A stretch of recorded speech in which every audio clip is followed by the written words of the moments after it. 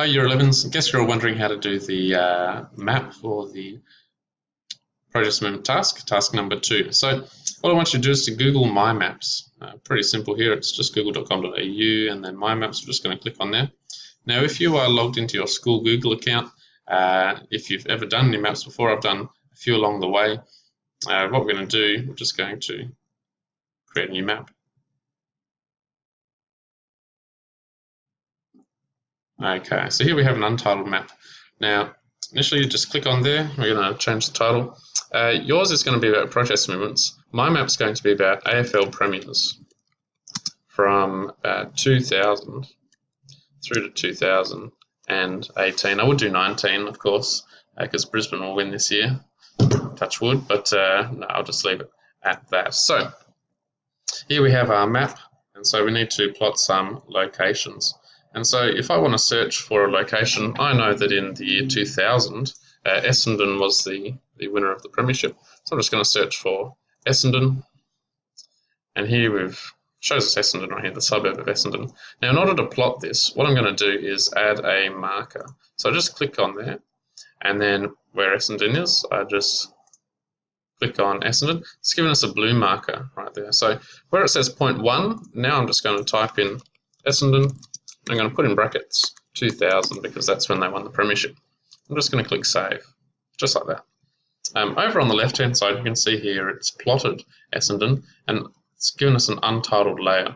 So what we're going to do is we're actually going to give this, it's going to plot them in decades. So I'm going to change the title of this layer, rename this layer, and I'm just going to call it Premiers or AFL Premiers from the year 2000 to 2009.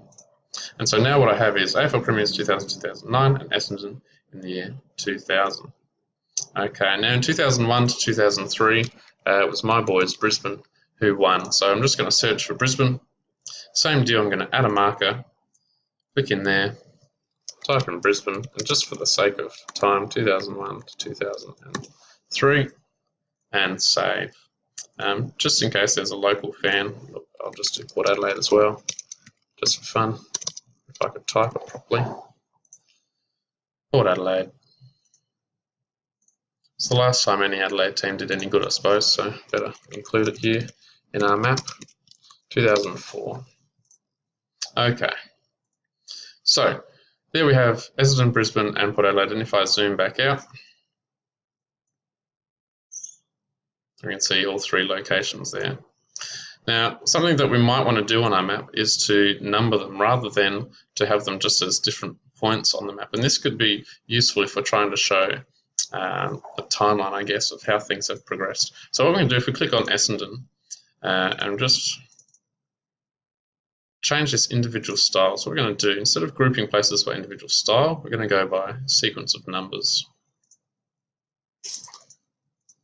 So now what that's given us is Essendon at number 1, Brisbane at number 2, Port Adelaide at number 3. And I can just get rid of that. I have my 3 markers. If I want to change the colour of those markers, I can just put it there, make it yellow for now. And so at the moment, every premiership winner from the years 2000 to 2009 is going to be in yellow. I want to add another layer though, because I want to change the decade. So I'm just going to add a layer to my map. I'm going to change the layer name, and this time it's going to be AFL Premiers 2010 to 2018, and click save. And I'm going to do the same process. I know that it was Collingwood in 2010 who won the premiership, so I'm going to search for Collingwood. I'm going to add a marker, type in Collingwood 2010, and click save. Now I'm going to do exactly the same process, individual styles. I can change that to sequence of numbers. And at the moment they're blue, which is different to the yellow that I've got there. So I'm going to be pretty happy with that. If I just zoom back out of my map,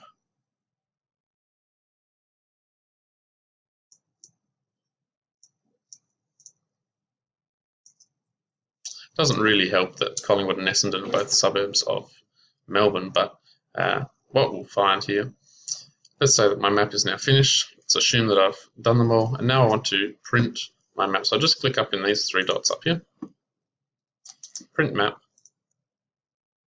Just going to change it to A3, landscape, PDF, and print. Let's see what it's come up with. Okay, here's my map there. So what I'll do is just use snipping tool, and then there's my map. It's got my list on the side. It's got all of the spots plotted on the map, and I'll just copy that image and put that into my Word document, into my assignment. And that's really all we need to do for the map component of the historical atlas task. So if you've got any questions about that, feel free to shoot them through on Sector, and I'll answer them over the weekend. Thanks, and good luck.